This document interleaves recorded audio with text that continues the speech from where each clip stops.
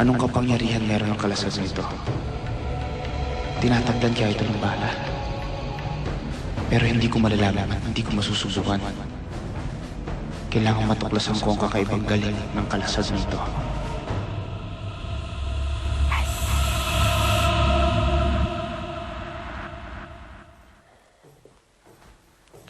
Duday, gising na ba si Berel? Yun ang pong daro ang gising, sir, at nandun na sa kitchen, nagkakape. O sige. Si Berel nasaan? Doon po sa guest room. O sige. Ayos mo na yung kwarto ko.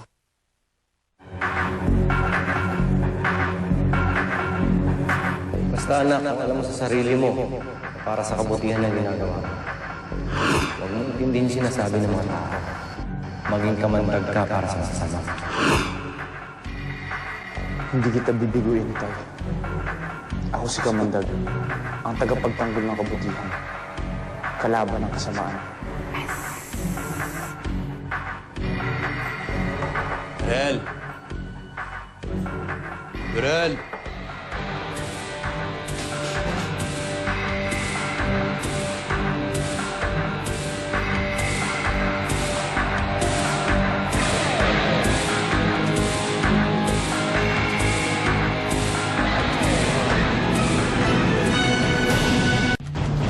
Ano yung nahulog dyan, ha?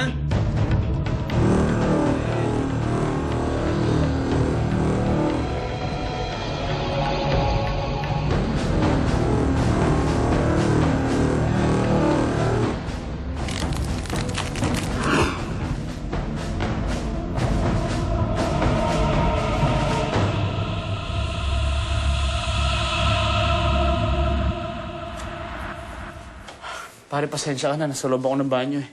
Okay lang yun, best friend. Akala ko nangyari sa'yo. Ano nangyari dito? Ano pinagagawa mo? Ito wala. Alam mo, pare, akala ko tinira ka na ni Kamandag. Takot niya lang sa akin. O, best friend, mukhang may iniisip ka yata. Wala. Okay ka na dito? Okay na. Sigurado ka? Zero. Best friend, dali lang ha. Tinatago na airpot eh.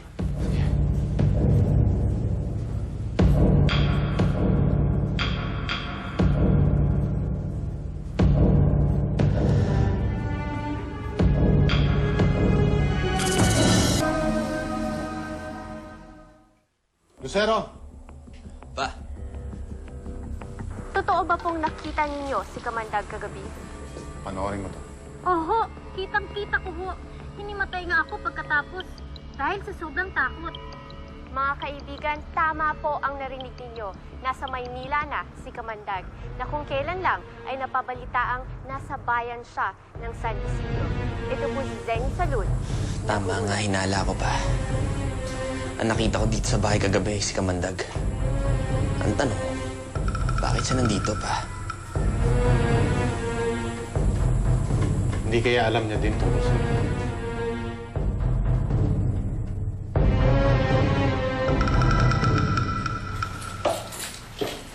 Kayo naman, bakit niyo pinatay yung TV? Baka may news pa tungkol kay Kamandag. Hello! Nasa Manila na nga daw yung lekat, di ba? Ano pa bang balitang gusto mong marinig, friend? Yung mga heroic deeds niya. Eto talaga. Minsan ka lang niligtas ni Kamandag, hero na kaagad. Malay mo, pakagat niya lang yun. Nakakatakot. Baka any moment umappear na yun, friend. Pagkatapos ng klase natin, umuwi na kaagad tayo, ha? Uy, friend, masabay ulit ako mamaya, ha? Natakot kasi ako mag-commute. Baka si Kamandag nandyan lang. Alam niyo, ang OA niyo, no? Buti nga nandito na siya ulit eh. Ibig sabihin, pwede na kami magkita ulit. Gaga, pag ginawa mo hindi na kami sasabay sa'yo, no? Hal na nga kayo, kanya pa nag-aangkin taxi sa labas. Bilis!